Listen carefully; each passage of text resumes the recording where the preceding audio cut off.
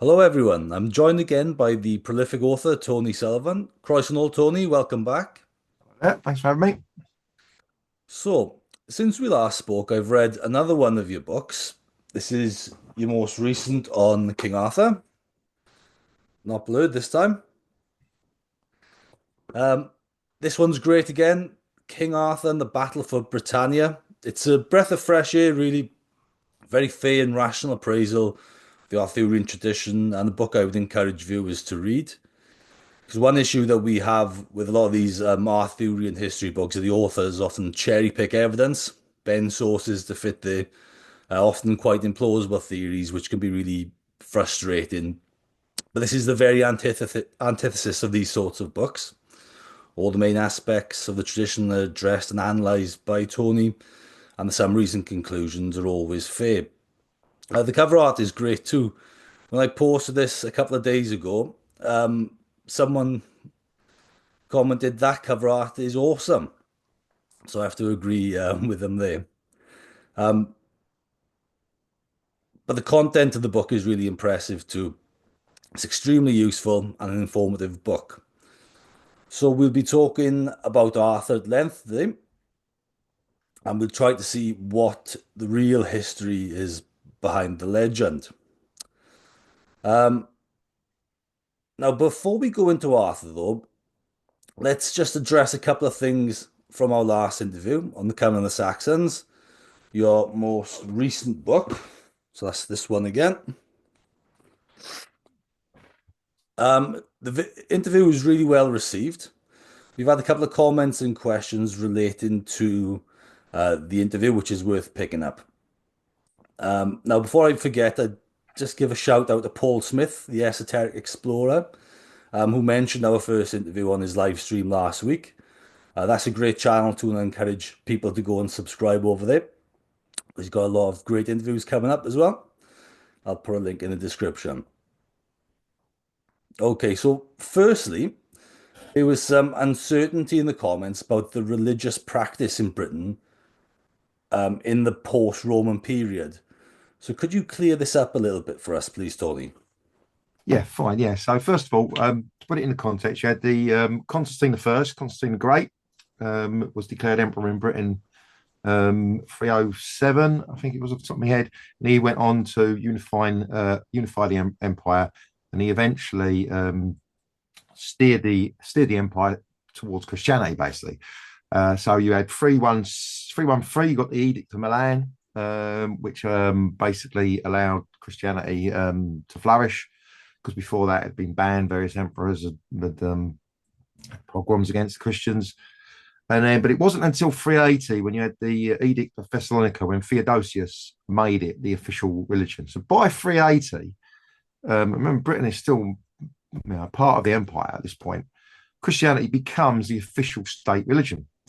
Now, there were still people who adhered to the old Roman pagan gods, and there were still conversations, and this appears. But by the end of the fourth century, Christianity is well established, especially in the cities and the towns. So in Britain, the estimate is that most urban centres would have had a church, and there would have been about 20 bishoprics.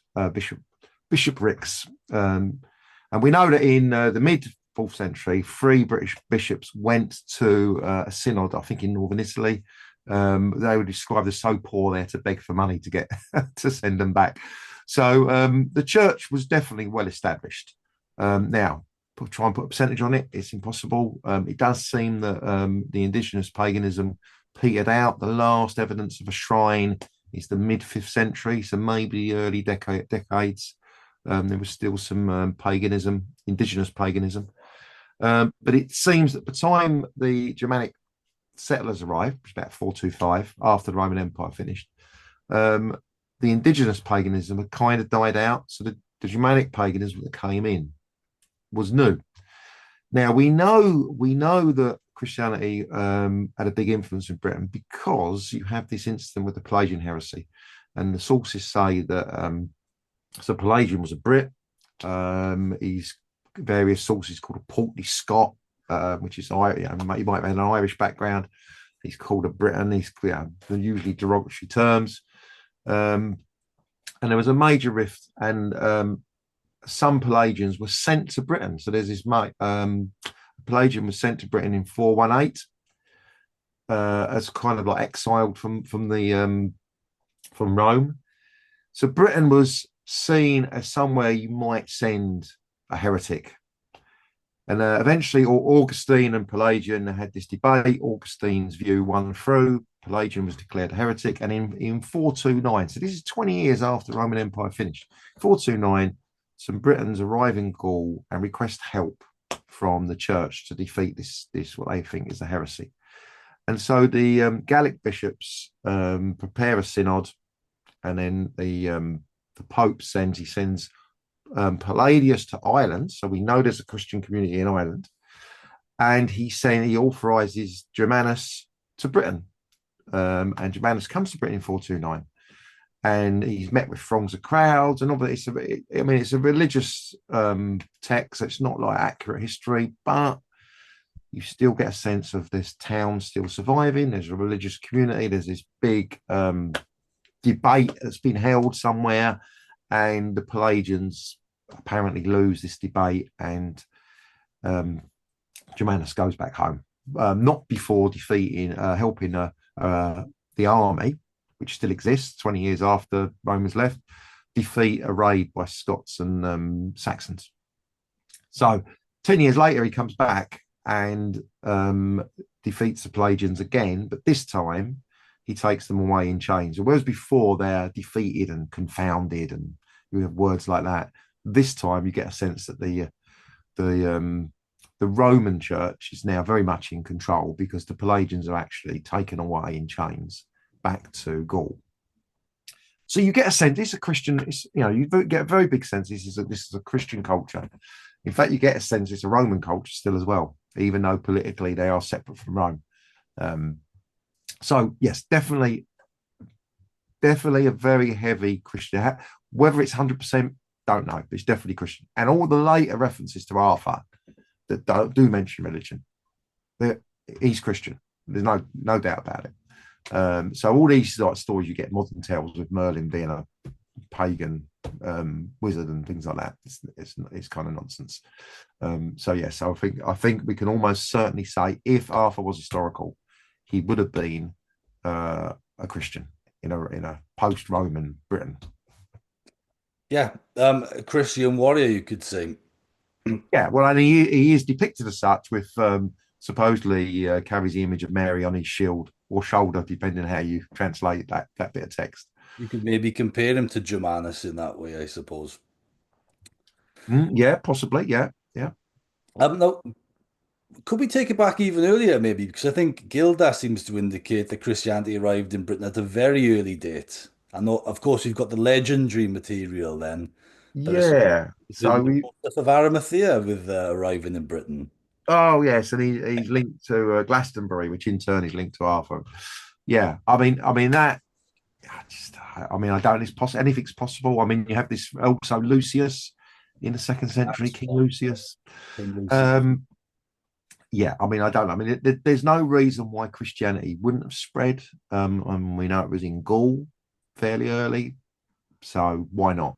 Why wouldn't it have been in Britain as well? You certainly would have expected it in ports and urban centres and London and places like that. So yes, it's possible, but I don't know. I mean, I wouldn't want to comment one way or another, because it's unknown. There's no evidence really, but other than these early legends. We have certain martyrs, of course, that are mentioned in the Diocletian. Yeah. Yes, we do. So it would seem, yeah. So Gildas mentions Aaron and Julius, and of course Saint Alban. And in Germanus, he defeats these Pelagians at this debate, and it does sound like it was London, which suggests that London was still an urban centre in 429, because then he moves on to St Albans. So he lands on the coast, he travels through the province, he's met by crowds of people, he goes to a major urban centre, wins this debate, goes to St Albans, where he visits the tomb of St Alban, hence the name.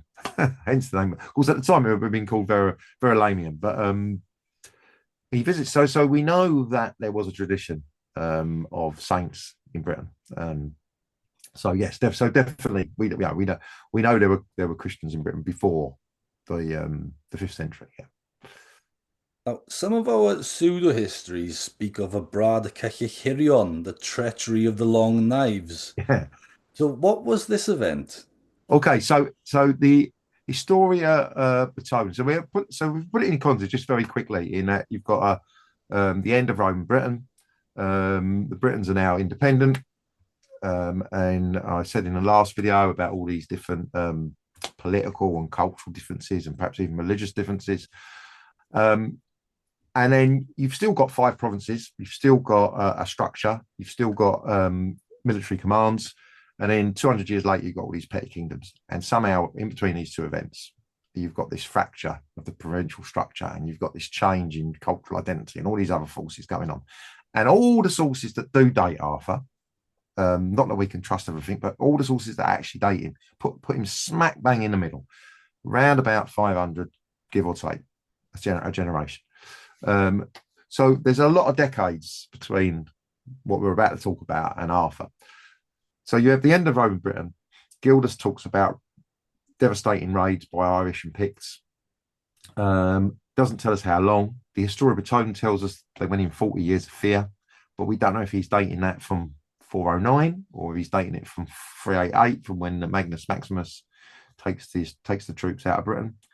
And he later on suggests that the event of Saxonum was either in 428 or 449. So it's all over the place, the Historia Brittonum. But they have this narrative about this long knives business, and that is that Vortigern arrives with 3 ships, ingratiates himself with Hengist arrives with 3 ships, ingratiates himself with Vortigern, who was the British king at the time, who the Historia Brittonum describes as reigning from 428.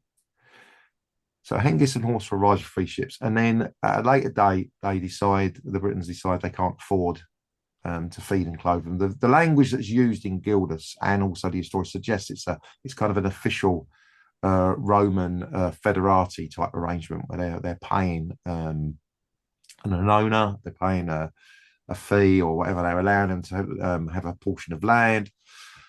And that kind of breaks down. And then Hengist convinces Vortigern to allow him to bring more troops over. So another 16 ships arrive, in which is Hengist's daughter, who's very beautiful, who Geoffrey of Monmouth in the 12th century names as Ronwin.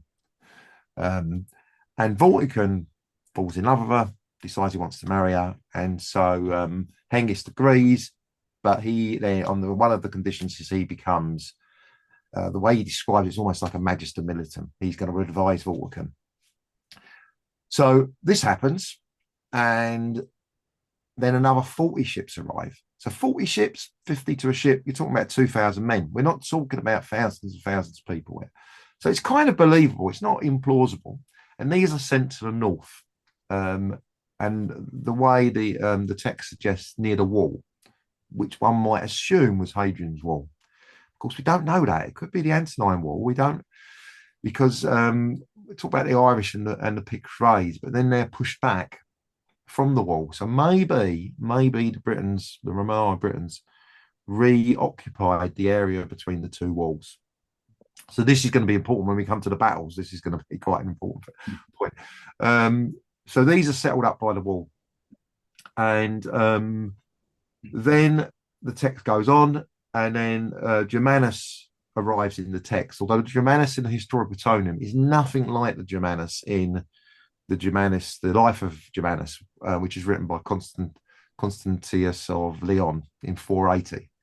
None of the stories kind of match. So he could be talking about a different Germanus, and some people have suggested it's this Saint Garmund, a Welsh saint from much later. But anyway, let's assume it's Saint Germanus. And he basically, Vortigern is accused of sleeping with his daughter and having a son by incest, and he's chased out, he's kicked out off the throne, and off he goes to Gwynedd, where you have this story of the 2 dragons. He tries to build the castle and the tower, and you get Emrys arriving.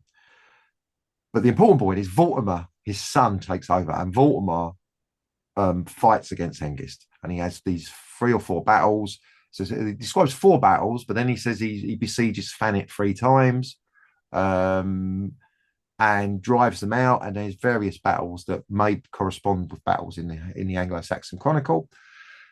And he drives them out, importantly, but then he dies. And then later on, Geoffrey Monmouth says he was poisoned. So Vortigern comes back, and he's still married to Bronwyn. Vortigern comes back, and he invites Hengist back. And this is the point. Hengist comes back and supposedly says, "Okay, let's have a peace conference." And they arrange a peace conference, and 300 Britons arrive, and the Saxons arrive, and then you get this dramatic scene where Hengist suddenly says, "Pull out your knives," and they kill all the nobles The and knives in capture the all. socks, apparently. Yeah, yeah. So they pull out their saxes and kill all the British nobles. Um, and Vortigern's captured. Now, interestingly, he's then made to cede various areas, and they are described. So when Hengist arrives, he's given Thanet. Okay, so and I think it's generally accepted that they do mean Thanet. I won't try to pronounce it. It's like Ruifin, which is supposedly the Brythonic for Thanet at the time. And it would seem that Hengist was originally so, and he's also given Kent. When he hands over his daughter in marriage, he gets Kent. So it's almost like he's become a governor kind of thing. But anyway, he's given Kent, and then when after these long knives and he captures Vortigern, Vortigern cedes Essex, Middlesex, Sussex, and other regions. Now, this is being written in the 9th century, we think. So 830, 828. So these places wouldn't have been called Essex, Sussex in the 5th century. So this is a writer possibly translating something else or putting it into words he understands. But he's describing, if you draw a line around that, he's describing the southeast province of Maxima Caesarensis. I mean, he's been given Caesarensis, so it's almost like, okay, you've now got that province. So does it look like that was written retrospectively then, rather than maybe copied from an older source? Yeah, well, it's hard to know. I mean, and also as a word of warning is that there is a very similar tale from this with a kind of Corvey on the continent who writes the history of the Saxons, and he has a very similar tale of the Saxons, but in against the Thuringians on the continent. And I think they turn up in Northern Europe, they're given some land, and a very similar thing happens, and they kill off a load of Thuringians at a peace conference of some kind. It's So like a literary trope almost. yeah, so it could be. Although the historical Bitonen predates that one, so he could have copied that. So you have this tradition where the Saxons behave very badly, but of course this is a Brythonic text, and some people suggest that it was actually written a lot earlier. Maybe it was written in the 700s, and it was written as a kind of riposte to Bede's, because Bede, of course, it's the English and Saxons are the good guys, and the Britons are terrible. And they didn't teach the pagans Christianity early enough, so they kind of deserved it. So you get maybe the History of Time was written as a riposte to that. And then that Nennian prologue would have been added later on then. Yeah, because of course that doesn't appear in all the manuscripts. So people say it's Ninnius, but in other manuscripts, it's Mark the Anchorite is the author, and another one, interestingly, is Run, and Run is grandson of Urien of Reged. And so if it had a northern province, that would be that. If you could prove it had a northern, some people suggest it does, or elements of the Historia have a northern province, then that would make it very interesting, especially when we talk about battles. So you have this narrative, and then so Hengist then basically controls the southeast, and Vortigern ends up being burned in his castle, supposedly, or swallowed up by the earth. It gives 2 or 3 different versions of his death. Was it Ambrosius Aurelianus that was attacking Vortigern then? Right. Okay. So in the Historia, so Gildas mentions Ambrosius Aurelianus as being the person who led the fight back, the last of the Romans. And one interpretation of the text is he was the leader when at the Battle of Badon. It's not definite though, so we're not sure. He doesn't mention Arthur at all. Um, Bede mentions Ambrosius Aurelianus in the same context, but the Historia um, it, it introduces him, but as a boy who Vortigern is going to sacrifice. His wizards have advised him to sacrifice so that he can build his castle. And the boy says, "You've got these two. Your wizards don't know anything. Basically, the reason it's falling down is you've got these two dragons fighting, and then they dig down into the hill, and they find these two dragons, the red and the white dragon. You get that legend of the red and the white dragon, and so and then Vortigern says, "Well, who are you?" And he says, "Oh, I'm Emrys." Which is the Welsh for Ambrosius. And then he says, I'm the son of a Roman consul, which is the exact description of Gildas for Ambrosius. So the author's clearly talking about the same person. And then he's given various areas in the West or in Wales, what is now Wales. And he becomes the Lord of the West. I can't remember the phrase now, but the Historia doesn't have Ambrosius killing Vortigern. He has Germanus, I believe, going to basically the biblical trope of 3 days and 3 nights around Vortigern's castle, and he's destroyed by fire. But in the Historia, in the Geoffrey of Monmouth's 12th century text, he has Ambrose and Uther being the sons of a Breton king, who then come over to Britain and get their vengeance on Vortigern. Vortigern basically killed their father, who was the king of the Britons. So that's where that comes from. So then you get, but in it, back to the story, you get the Knight of the Long Knives, the Saxons take over, and then you get a whole bit about Germanus, and then a whole bit about St. Patrick. And then you get the famous passage, which is where all this comes from, because this is one of the earliest sources, if not the earliest source for Arthur, which is that then Hengist dies, which the Anglo-Saxon Chronicle dates to 488, which we can't be sure of. But St. Patrick also dies, which in the Irish Chronicles is either 460s or 491. So we're talking about the same sort of time. And he says, Patrick dies, Hengist dies, and then Ocfa comes down from the north. So this is the same guy who turned up with 40 ships. Ocfa comes down from the north to the land of the Kentishmen. And then Arthur fights against them. Now, who does Arthur fight against? Does he fight against the Kentishmen? Because none of the battles seem to be in Kent. Does he fight against the people in the north that Ocfa have left? That's possible. Or does them just mean the Saxons, wherever they might be? Is he going around doing a bit of ethnic cleansing? Is he driving out all the mercenaries from various places? In which case, where were the mercenaries? Quite likely up north, if they were fighting off Picts and Irish, but also in the west and various other places. But then, and then he lists 12 battles. The Saxons, because Arthur's associated with civil wars as well, isn't he? Mm. But in this context, it means Saxons, right? Right. So in the sort of so you have this reference. It's quite a big passage, but 12 battles. He's victorious in 12 battles. Last of which is Badon. And then 100 years later, you've got the Annals Cambriae, where they mention Badon and Camlan, and they date him again early 6th century. But then you have sort of really nothing for a couple hundred years, and then you have all these stories come about after Geoffrey Monmouth, and you've got these two traditions. You've got the French romances, and you've got the older Welsh, possibly older Welsh traditions.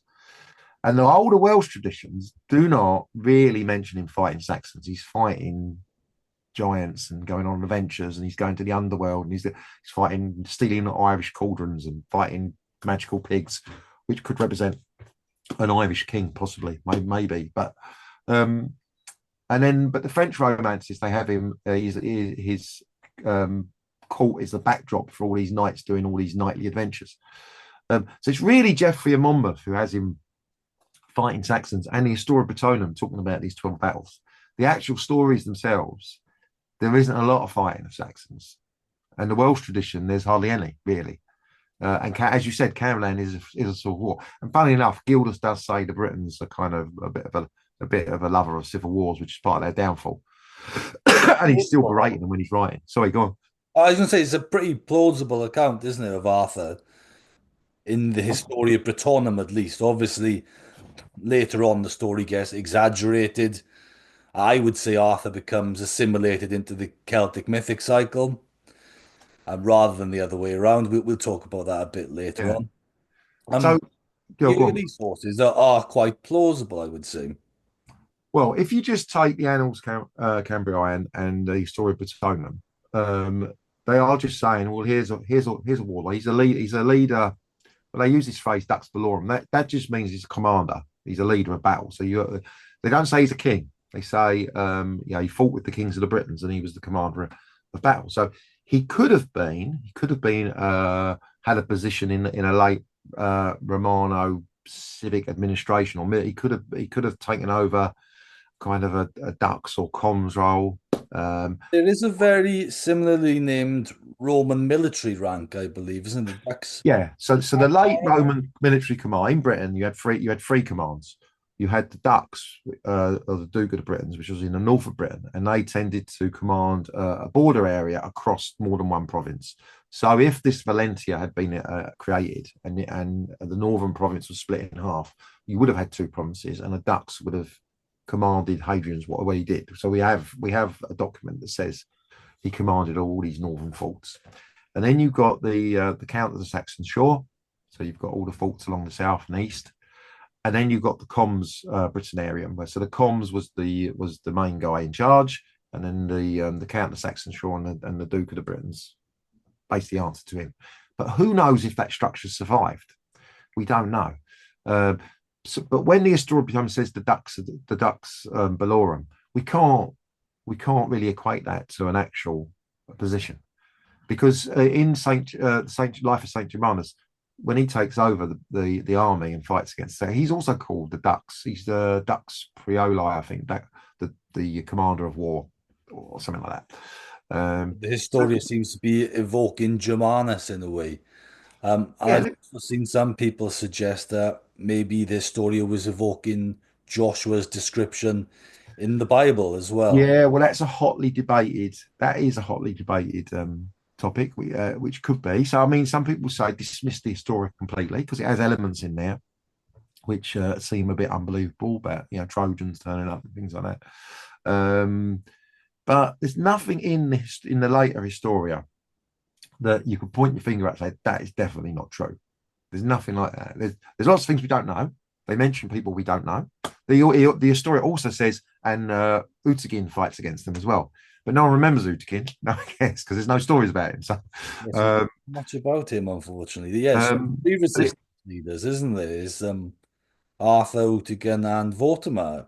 yeah, yeah. So, I mean, but there's no reason why. I mean, people sometimes say Vortigern didn't exist, but he's mentioned by enough people. Someone was in charge. He was called something. Why wouldn't people remember his name? And it was clearly a personal name. I'm a bit skeptical about all these attempts to turn names into titles. Vortigern was clearly a name. It may well have derived from Overlord or whatever other people say, but it was clearly used as a name.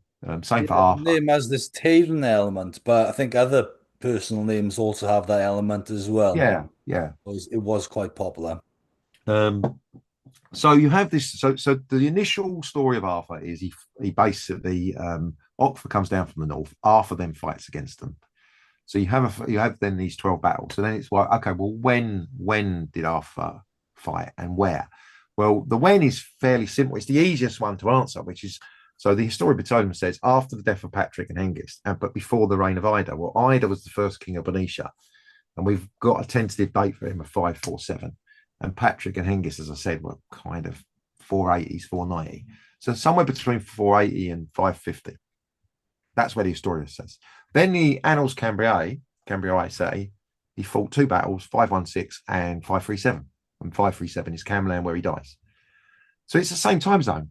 And then you've got Geoffrey of Monmouth, who we can't trust at all, but he's the only date he does give us is Arthur's death in 542.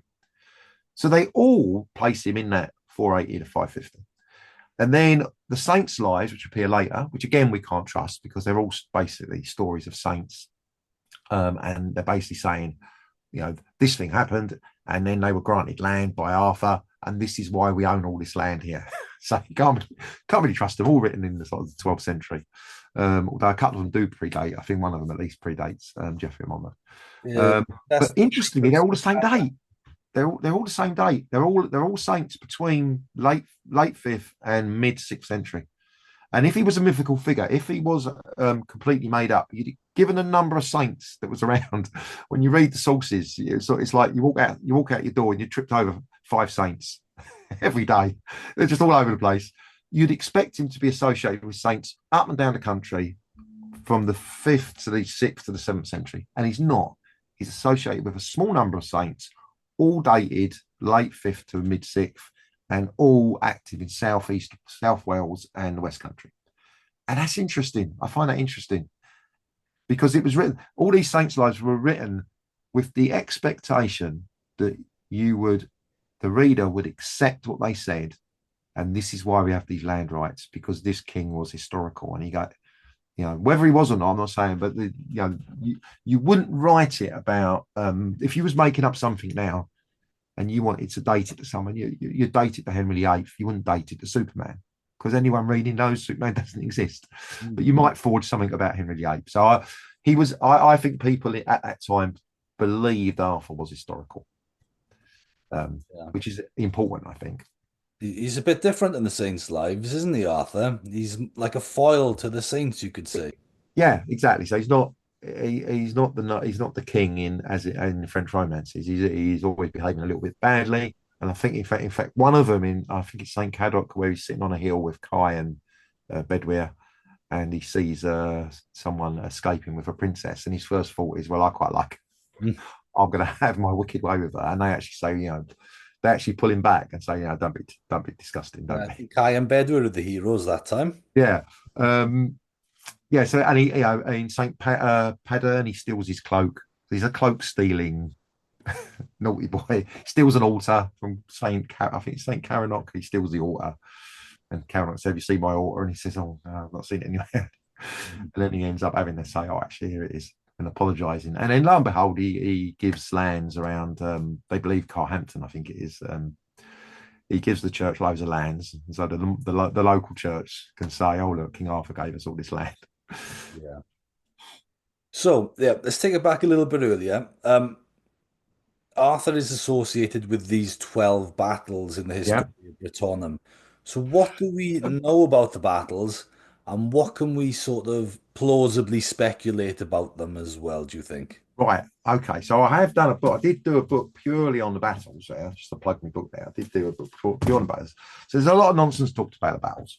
So first of all, some people suggest that the battles in the Historia Brittonum are completely made up, and some people say it's a leftover of a Welsh battle poem. And I would think there's no evidence it's made up. The fact that one or two battles can be linked to other battles later on, battles can happen in the same place, so that's irrelevant. But my biggest bugbear is people try to take the battles and say, oh, it's in one region, and they try and shoehorn all the battles into one region for their particular Arthur. So you've got Northern Arthur, you've got Scottish Arthur, and Welsh Arthur, whatever it is, and they put all 12 battles in one area.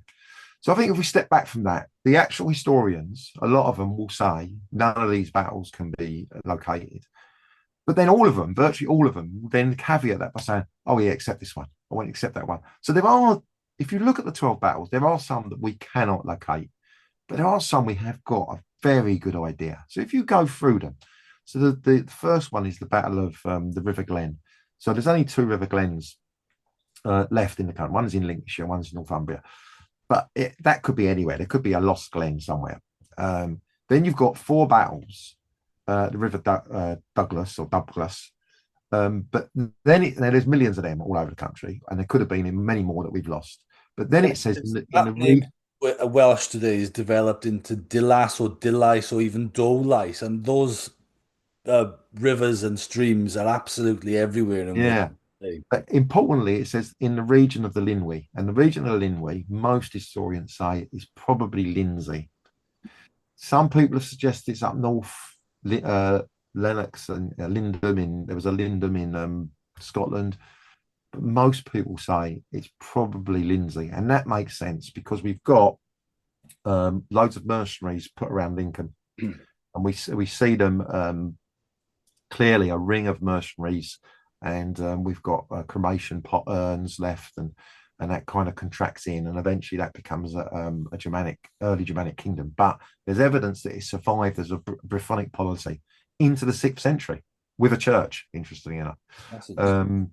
So an Arthur trying to drive out mercenaries that are not allied to the Britons would make sense. So there's 4 battles out of the 12. If it's in Lindsey, there's 4 battles out of 12, and that makes sense.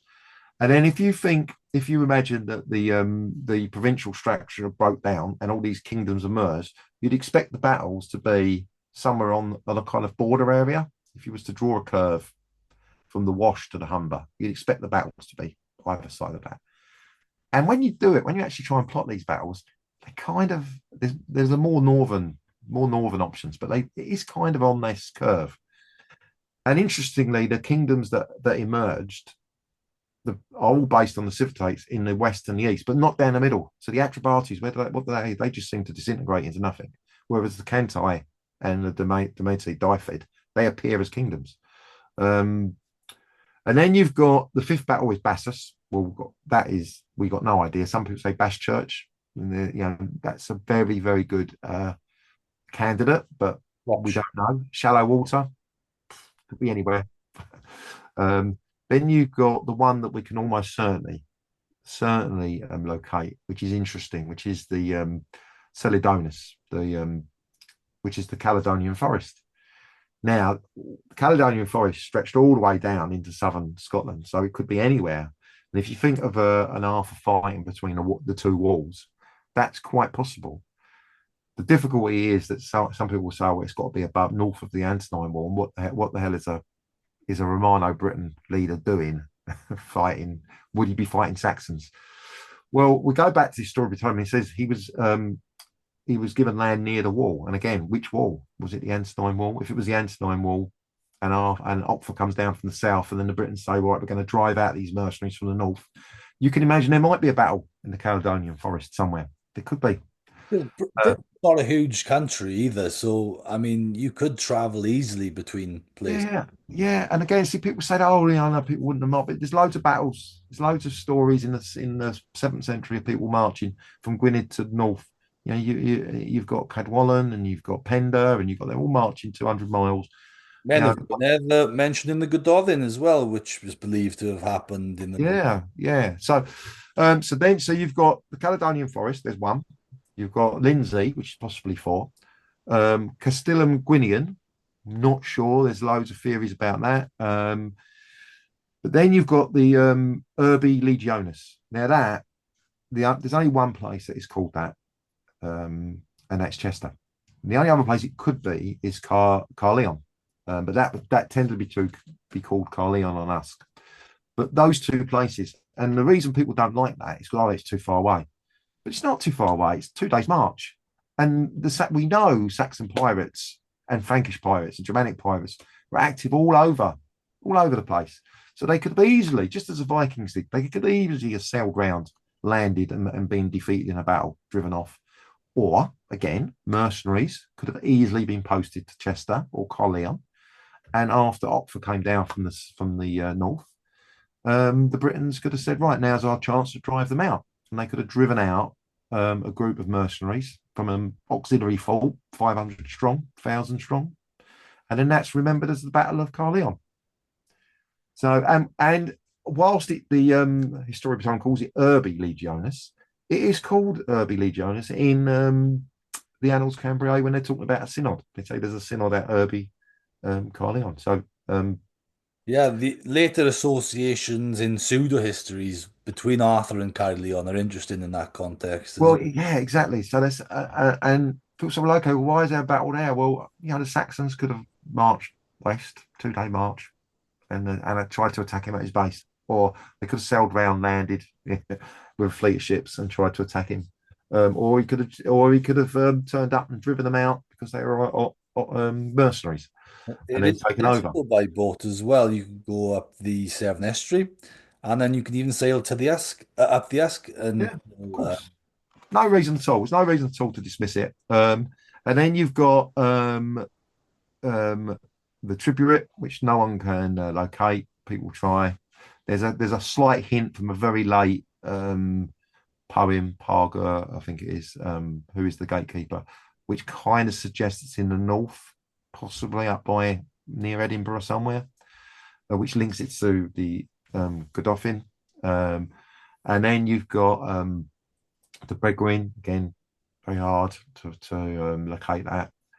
But a lot of the ones we can't locate, the candidates are kind of in the north. There's like northern Roman forts and things like that. But then the last one is Baden. Baden is fascinating because Gildas mentions it, so we know it was a battle. It would suggest it was in the south, which is interesting because without Baden, you could make a good argument for it being the battles being predominantly, wouldn't say in the north, but if you imagine the old province, the northern province between the Humber and the Walls, that province, if Britain broke apart into provinces, then that northern province, you can imagine battles being on the border, and that's where a lot of them are. Lindsey, south of the Humber, Battle of Caledonian Forest, Chester, they're all on the border of that province. But Baden's the outlier because that's likely in the south. And I think the key to Baden is the second Battle of Baden in 665, which is mentioned by the Welsh annals. And there's a reference in the Anglo-Saxon Chronicles to a similar entry, not of that battle, but of the Saxons being baptized, which is linked to the same year. And then there's a raid by the Mercians into Wessex as far as Ashdown. And if you look at that path to the various candidates for Ashdown, they pass for a number of candidates for Baden, from Bath to Baddington to all these Badbury Rings and all these places that people suggest. Braden. And there's nothing to really contradict Arthur being the leader of the Britons at the Battle of Badon. Am I right in saying that? Yeah, that's right. But the interesting thing about that, when you look at the battles and you say, well, okay, well, we can reasonably locate two of them for sure, Chester and Caledonian Forest. And there's four possibly in Lindsey, and Baden's in the south. That is not a regional Arthur in one little place of the country. That is someone ranging the whole length. And if you imagine that border going up and down the country, they all seem to be in the Brythonic side of that border. So they all seem to be defensive battles, or, as I said, he's driving out mercenaries. They're not, he's not having battles in London. There's no Battle of Londinus. There's no Battle of, what was Norwich and all these other places. He's not retaking St. Albans or Dover, whereas Vortimer is definitely fighting in Kent and driving them up into Thanet. So it does seem like this Arthur is presented as someone who is right on the cusp of the provincial structures breaking down and these petty kingdoms emerging. He's right on the cusp of that. It's almost like he's trying to hold it together. If he was historical, it's a man trying to hold all these things together. Even though he's fighting with the kings of the Britons, so kings have emerged, there's still this kind of structure that's in place. That's the sense I get. Yeah. Um, Some have suggested Arthur could have been a cavalry leader in the late Roman style. And that sort of gives a bit of plausibility to his historicity. Have you got any thoughts on that, maybe? yeah, there's no real evidence. There's no real evidence for that. There's no real evidence he was a cavalry. I mean, that a lot of that has come from the Lucius Sartorius Castus and the Sarmatian theory, which perhaps we'll get onto. There's no evidence. The evidence suggests that so that if the military structure continued, they had cavalry units, so they would have continued with cavalry unit. They would have still used cavalry. The Saxons used cavalry. I know people often say that they were mainly infantry, but we've got pictorial representations of them using cavalry, and there's references of them using cavalry, but they did tend to prefer a shield wall type fighting situation. And so you kind of get a sense that the Britons were more likely to use cavalry, but there's nothing connecting. It's just a plausible theory that someone's come up with. Oh well, he must have been a cavalry officer. That's got him all about all the country. Well, I guess so. But there's nothing to say he was a cavalry officer. It just all it says was he was a war leader. Um, so yeah, I don't think we can comment really one way or the other about that. Yeah, I suppose one of the main sources is the Annales Cambriae.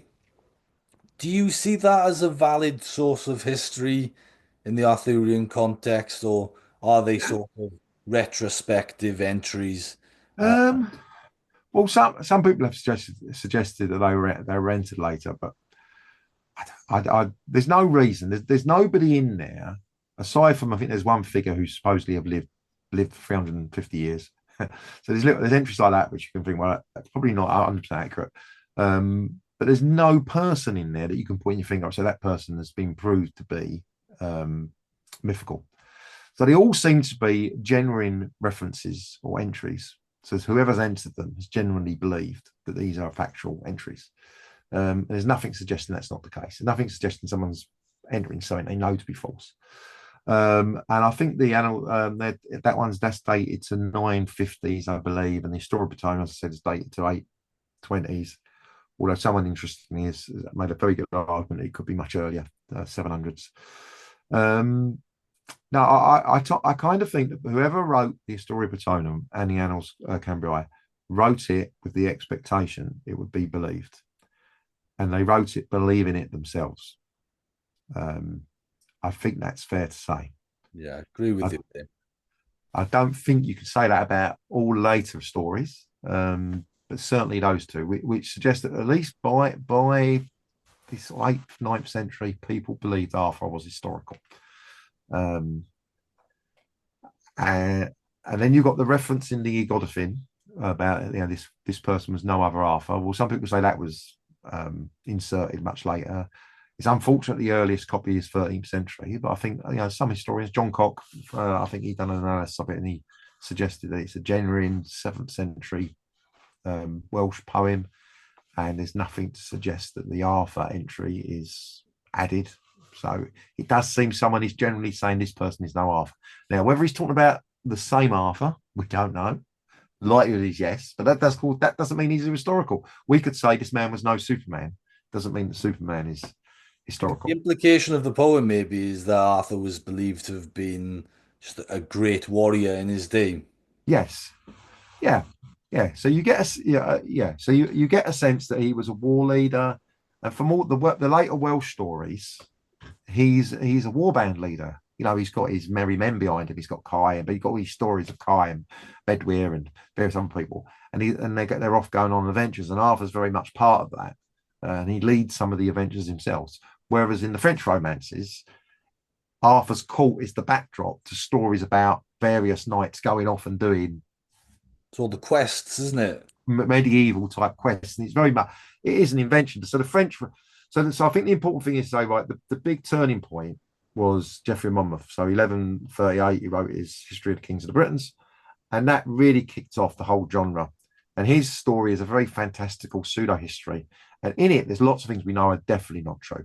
So with Arthur, supposedly he fought a giant. Supposedly he took an army across Gaul and fought the Romans in 530s. Well, we know that didn't happen. We've got Gregory of Tours. We've got history of the Gaul, the French. We know what happened with the Franks. And there were no British armies stomping across Gaul in the 6th century, defeating Roman armies. The Roman Empire was long gone. So some people then resort to, well, that was just he's just exaggerated that, but all the other stuff isn't exaggerated, which is a bit special pleading. So Geoffrey of Monmouth is really the guy who kind of corrupted it, because then from him you get all the other stories, and it's after Geoffrey of Monmouth you get all the French writers inserting the things that we now associate with Ireland. So the Round Table wasn't Geoffrey of Monmouth; it was Layman 50 years later. The Sword in the Stone was inserted into the story by Robert de Boron, and there's evidence that came from somewhere else. There's evidence that Charlemagne had a round table, so maybe Layman nicked it from that. The Lady in the Lake was put in. I think that was Cretin de Troyes. Lancelot, Camelot, that was put in by Cretin de Troyes. Geoffrey of Monmouth just put it at Caerleon, put his court at Caerleon. The Welsh Triads gives him 3 courts. Kellywig, St. David's, funny enough, and one in the north that has not been located. Um, so they don't talk about Camelot at all. So all these later things that we associate with Arthur are all inventions of French romances. And it's going to be controversial. People won't like it. But I tried to treat it like, as I said to you in the first video, about like a fire investigation. You start, go right back to the beginning where the deep is burning, and then you go forward from there and try and work out the path of the fire. Things that were inserted 700 years later, I think we can dismiss as fan fiction. So I would get rid of all that. I would say, right, let's just go back to the story of Patonum and the Annals Cambrai. We've got a warrior leading the Britons in various battles, and that's really all we know. And we can make speculations about where those battles were, and the date. I think we can is the one. The date is the one thing we can be fairly sure about. But all the later stuff, and this is the problem with the theories, they go through the French romances, they go through the Welsh bits, and they take a bit from here and a bit from there, and they construct a theory for Anne Arthur. And hopefully we get to the genealogies as well, because that's another rabbit hole we can go down. Because I think it's very clear who Arthur isn't. I think it's very clear if you trust the genealogies, and if you don't trust the genealogies, you can't really use them to promote your Arthur. So, shall we get to that now then? I was going to Yeah, ask you about these many competing theories about the true identity of Arthur. And in the book, you go through an exercise to construct a theory about a Northern Arthur. Yes, can you just tell us about these different theories? right. Okay. So you've got Ambrosius Aurelianus, who's probably one of the favourite ones. And if we was to dig up something, a stone saying Ambrosius Artorius Aurelianus, I think everyone would say, "Oh, that's it. That's the answer." Of course, it wouldn't be, because the Roman naming convention was that people were often called the same name. And in the story, he's very much a different person. So, as I said, in the story of Patonum, Ambrosius Emrys is a different person from Arthur. But quite clearly, he's a different person. And in Geoffrey of Monmouth, he's a different person. In fact, he's Arthur's uncle, because he's the brother of Uther. He's the older brother of Uther. So Geoffrey of Monmouth is the guy who creates this narrative and puts him in various contexts in the genealogies. And a lot of the genealogies are taken from Geoffrey of Monmouth. And this is why you get kind of two kinds of genealogies. One which has him as a high king, and we have no evidence that Britain's had a high king of any type. And they are just repeating the story of Patonum and Geoffrey of Monmouth, which is that Vortigern, followed by Ambrosius, followed by Uther, followed by Arthur. Yeah. There's no evidence of that. Now, the other genealogies, they attach him. There's basically the genealogies are confusing. They're all written 13th, 14th century. But basically, there's two houses. You've got the House of Cyneffa. Cyneffa, he's a guy who came down from the north to Wales, and a lot of the Welsh kingdoms, a lot of their princes and kings and saints came from his line. And then you got the Cole Hen, the northern kingdoms, and you've got the descent of the men in the north, and you've got all the tradition about that. And Arthur is not in any of those kingdoms. He's definitely not. And if he was, you'd expect those kingdoms to be singing it from the rooftops, wouldn't you? But when he does appear, he's linked to people who marry into that. So, for example, Igraine, she is the granddaughter of Cyneffa. And she marries Uther, but her first husband was supposedly someone in Devon, and his son is the heir to what became Dumnonia, not Arthur at all. So Arthur he's married into these royal lines, and the genealogies. I'm not saying we can accept it as true, but when the genealogies do mention Arthur, they mention him as the son of a man who married into these royal families, not as any of the particular kingdoms. So we can't say, oh, he's sinless of roots, because they tell us who he is. And they tell us who Arthur was someone different. We can't say he was this person of this kingdom, because he's completely different. So all these attempts to go through the genealogies, oh, he's this guy or he's that guy. That's not what the genealogies say at all. They say he's just some obscure son of a guy. Now, the interesting thing about Uther is that Geoffrey of Monmouth makes Uther Ambrosius the son of a Breton prince, where the Britons come over. They say, we need someone to sit on the throne. The Breton king says, no, I can't do that. And then his brother comes over, Constantine, sits on the throne, and he's murdered by Vortigern.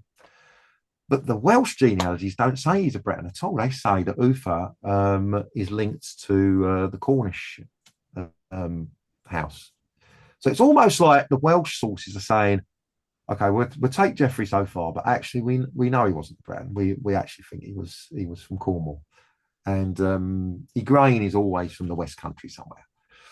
So it seems, if you believe the genealogies, and I'm not saying we can trust them, but if you believe them, at least say what they say, and they say that he was the son of people that were in the West Country or But it would Breton. tie him in with the location of his main court in the Welsh tradition, Cehywig. Yeah, yeah, Cehywig in Hernyw, isn't it? Cehywig in Cornwall and the territory of Cornwall, or possibly right. Now there's be the whole of the southwest. an interesting theory is you can pronounce it better than me, Kernu, has been a mistranslation by Geoffrey Monmouth. And actually, there's a place in Powys was called that.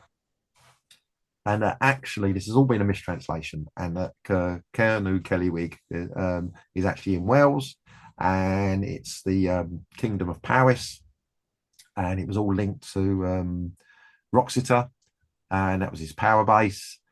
And So this is based on the Cornovi tribe, isn't it? That we know yeah, Cornovi tribe, and that's developed into Cernu. and then that got destroyed with the Mercians expanding, and then he moved north, and then he fought all these battles in the north. So there's a theory about that, which is interesting. But let's assume it was because it was a tradition in Cornwall. People in Cornwall certainly believed Arthur existed. They in the 11th, 12th century, some Cornish people nearly beat up some visiting monks from France because they suggested it was all load nonsense, and there was a bit of a brawl apparently. It's certainly a strong tradition in Cornwall, yeah. Yeah, I suppose the place name Cernu is still present in other areas of Wales as well. I think there's one in North Wales, there's a few in South Wales. It is a mm, place name element. yeah. So there could be some confusion, but what is most likely is that it's associating Arthur with the Southwest. Yeah, I agree. I agree. And then so Ambrosio Aurelianus is definitely a different person. All the people in that people turn up to mention, like Arthur of Pedra, of Dyfed, and Arthur at Mar, that appear in these genealogies, they're all a different person. They're not associated with Arthur at all, and there's nothing Arthurian about them. We don't know anything about them really.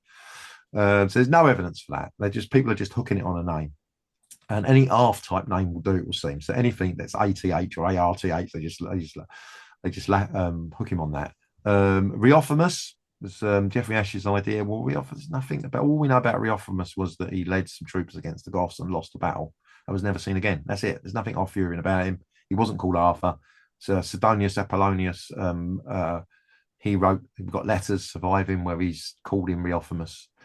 So it's definitely a name. It's not a title, as people Well, suggest. what's interesting about Riothemus is that we know that he was in France with a British army, which Yeah. kind of ties in a little bit maybe with Geoffrey of Monmouth, although you do have to bend the sources a bit. Oh, yeah. So I think Geoffrey Monmouth, that's either completely fictitious or he lifted something like Magnus Maximus's campaign.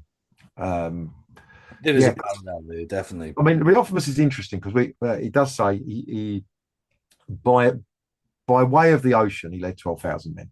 So by way of the ocean, and people have assumed it's from Britain. Now, it could be from Britain, but it could be down from America, bypassing the Saxons and Franks that were in between, and then down the coast and into the Loire, and then sailed down the Loire, and then disembarked, and then got defeated. So it might not be from Britain, but if it was from Britain, that's really interesting because that's how is someone moving 12,000 men from Britain in a time where supposedly there's all these wars going on? So it would suggest Britain was, if it come from Britain, then at that time, which is 470, Britain was fairly quiet.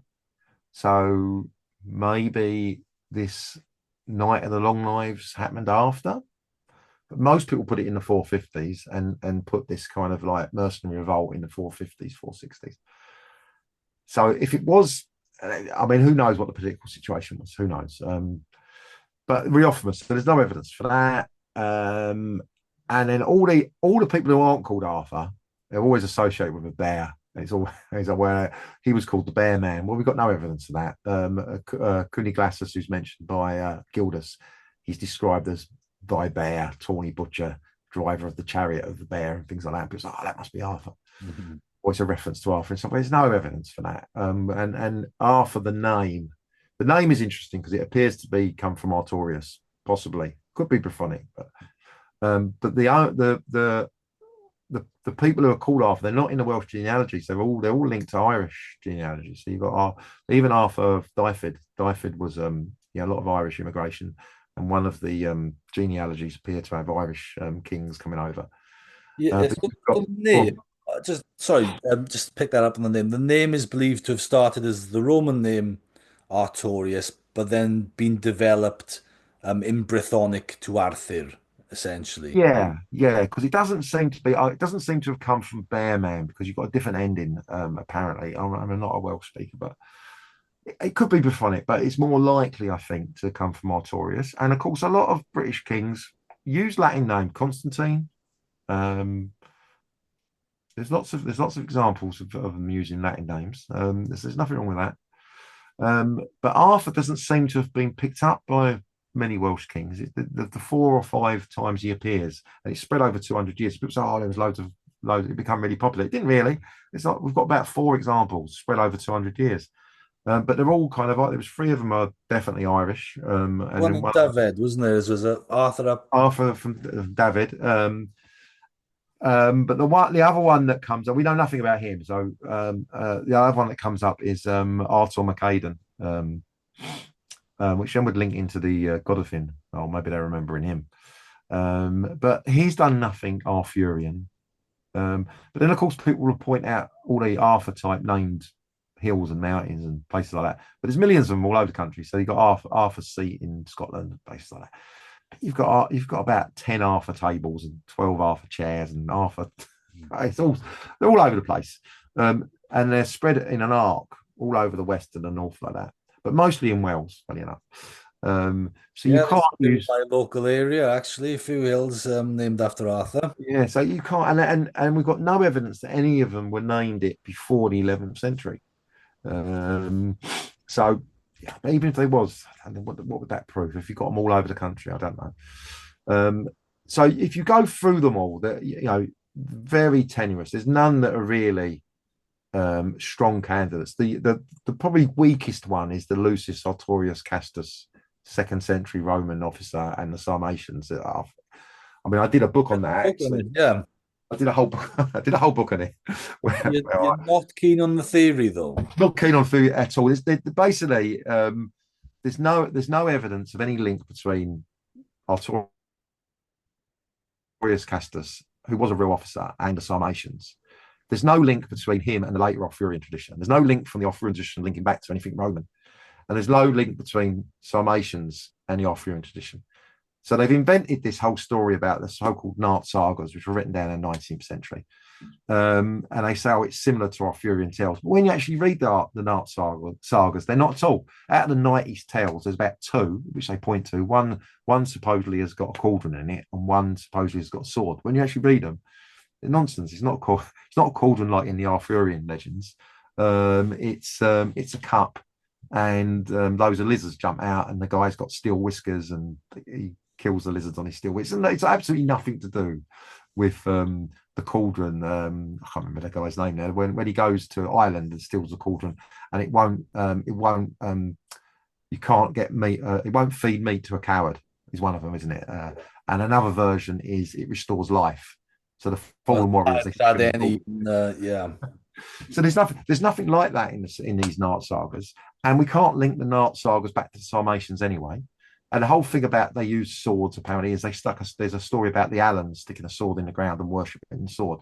Well, whilst the Alans were Scythian, there's nothing linking them back to second-century Sarmatians. And a sword in the ground, is that the same as a sword in the stone? Isn't it more likely that Robert de Boron, who inserted the story, remember, it's nothing to do with the Arthurian tradition. He inserted the story in the late 12th century. Didn't he more likely use the legend of St. Gilgano, where there's a sword, supposedly, that you can go and see today, that they built a church around that's stuck in the rock, which interestingly is a genuine 12th century sword. But so there's all, you can go through the Arthurian tradition. and there's nothing that's similar to the Nart sagas. And of course, the Nart sagas, the Arthurian tradition traveled. We know it travelled east. So even if there was something in the Nart sagas, it would have been corrupt. You could say, oh well, they've just nicked it from the Arthurian, Yeah. not the other way around. So yeah, when you go through it, and the career they've constructed for Lucius Sartorius Castus, you can just pick holes in it. They have to make him a governor of Britain, and we know in the question wasn't a governor in the 2nd century, and they try and, because he's called a Dux on his stone, they link it to Dux Belorum, but we know a Dux wasn't a governor. Dux was just an adult What do we military command. actually know about Lucius Artorius Castus, and what can we say for sure about him? Right, so we have a stone. We have two stones. They're both found in Croatia, and they give his career. Um, and his career is he served 4 posts as a centurion. He served once as a primus pilus, which is the first spear of the legion, first centurion. At which point he would have been granted equestrian status if he wasn't already. He's then, after that, he's gone to be the praepositus of the Mycenum fleet in Italy. He's then come back and being appointed the praefectus of the 6th Legion, which is at that point would have been praefectus castrorum, which is the 3rd in command. So in command, a camp commander basically. So you've got the legatus, you've got the assistant legatus, and you've got the 5 equestrian tribunes or 6 equestrian tribunes. Those would have been the sort of the leadership, and then under them you've got this praefectus castrorum. So he would have been in command if they had all gone out. He would have been in command, and then you've got this. This is the one that causes everyone to consider him. Is he led? Doesn't say how many, 2 or 3 British legions. Doesn't say if there's vexations or not, which is basically units. He led British legions adversus ARM enigmatically, and if it's ARM, there's only a couple of options. Because the first reading in 1850 states there was an E or the beginning of an E, everyone has said, oh, it's Arminius. And we do have wars in Arminius against Armenians in 163 and 215 and 233. So some people have said, oh, he led British troops to Armenia, which is a long way, but we do have a British governor being sent in 163 to Armenia and leading the army into Armenia and recapturing the Armenian capital. So it's possible someone accompanied him. But now people are thinking it might be the later one, 215. But there are other options. Very unlikely. Armatus, which is a bit vague, armed men. We don't really see that on tombstones. It's usually when you're saying, oh, I led troops, and you put it on your tomb, I led them against the Germans or against the Parthians or against the Armenians or against, you don't normally say against armed men, because who else would you be leading them against? When it's a civil war and you're a bit embarrassed and don't want to name the enemy, you say public enemies or rebels, right, or something like that. Publica hostis, I think it's. So armed men seems very, very vague. Someone recently has suggested armed tribes, armatus gentis, which is interesting. Could be armed tribes, and then that would put him back in Britain. And we do have lots of dates when there were armed tribes. We know that he was definitely in Britain at all. He was definitely in Britain. He was in the 6th Legion, so he was he was camp commander of the 6th Legion. But we can't date him. So he's dated some initially. It was Antonine to Severin, so 150 to 250. I suppose the major drawback would be that the dating is well out, and I think I've already commented that I consider the Annales Cambriae to be basically valid history. So it would exclude him for me, I suppose. Yeah, there's nothing in the Roman period and the early 5th century. There's no stories. There's no Roman writers mentioning Arthur, and there's nothing about this sort of. He's a camp commander. So at that point, he'd have been 55-ish, give or take. He'd have been quite fairly old. Camp commander. It's possible he led men, and we do have sources saying there were various incursions, but there's nothing saying there was any battles at all. Certainly not that you can link with. People have just invented it. They've said, oh, well, there was this incursion on this date. They must have passed these points. These are where the battles were. And they must have got as far as York. And that's Care Legion, because they were the city of the legions and there was a legion based at York. Well, it was never called Care Legion. and there's no evidence there was a battle now. So it's just all invented, really. Okay, Um, more speculation then. I suppose the thing that does match is the name. and that's it. That's all it is the name. There's so many of the theories. And when you put it in the context of all the other theories, I've got a list of 20 here. I've got a bookshelf. I did think about bringing them all in. I've got a bookshelf of like, God knows how many books there, which I've spent a lot of time and money on. And now I realize a lot of them are just, not, they're very hugely speculative. There's nothing in it at all. There isn't any that I can say that's a credible candidate. Other possibly Ambrosius Aurelianus. If we turned up saying that said Artorius or Aurelianus, then you'd think, okay, possibly. Certainly someone linked to him.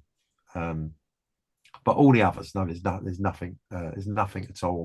When you read the theories, you pick any of the theories and then go and read the actual sources and read the actual genealogies, and you can see how people have tried to twist names and name meanings and etymologies and and quite clearly they can't all be right. So you pick up 20 books, definitely 19 of them are definitely wrong. So, and There's I would definitely suggest a lot of bending the evidence to fit the theory for sure.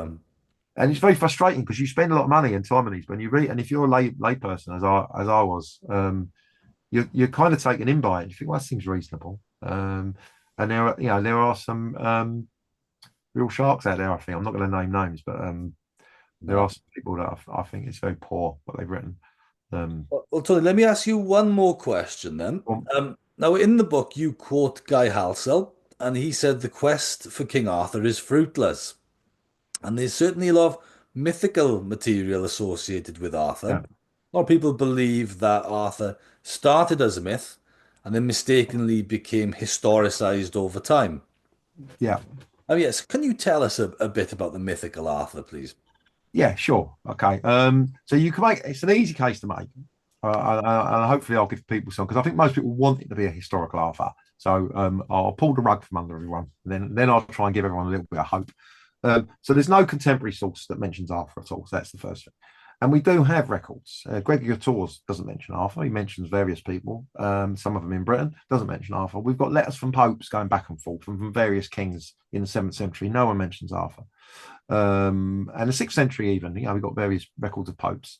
So if there was some Christian king who was in charge of the Britons, you'd expect there'd be a record. Someone might say something in Rome.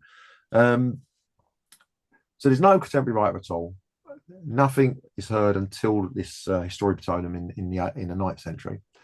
And then when we do hear about them, the earliest Welsh tradition is all mythical stories. It's all fighting in the underworld, magical cauldrons, fighting giants, witches.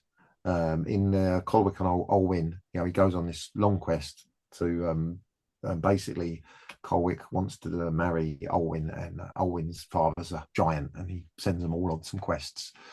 Very magical ball, very like a bit like Hercules and the task of Hercules. They have to defeat a magical bull, and then there's a boar they have to defeat, and then there's the famous story of and I'm going to let you pronounce it, the boar that comes across from Ireland and goes through Truth, yeah. and there's all the stories around that, and then in this story there's all these names, there's loads of warriors named that appear in lots of other stories as well, and he's linked to various people, and so it's all mythical and magical, the Welsh tradition, and then you get Geoffrey's book, and then that's pseudo history, and then the French romances just take off, and it's basically the French romances are just fan fiction.